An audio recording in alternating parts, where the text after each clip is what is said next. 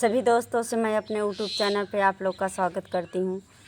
हम दोनों सहेली सुनाने चल रही हूँ बहुत प्यारा सा पचरा गीत अच्छी लगे तो लाइक सब्सक्राइब करें, कमेंट में बताइए गीत कैसे लगी। आइए गीत के सुनाती हूँ। ढेर दिन पे पचरा गीत गाने का मन बा, नवराता होए वाला बा।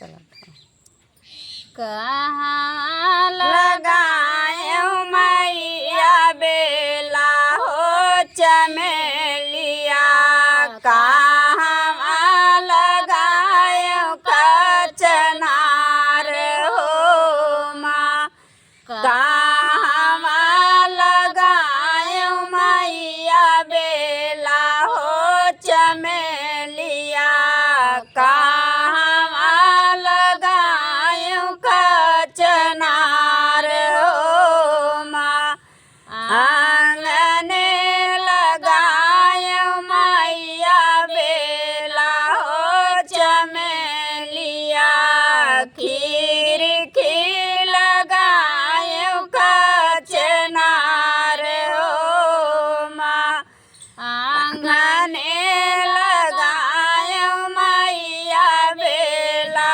हो चमेलिया, खिड़की लगायो कचनार हो माँ, काहे से सींचो मैया बेला हो चमेलिया, काहे से सींचो कचनार हो माँ, जलवा से सींचो मैया बेला हो चमेलिया, दूधवा से सींचो कचनार हो माँ, जलवा से सींचो मैया बेला हो चमेलिया, दूधवा से सींचो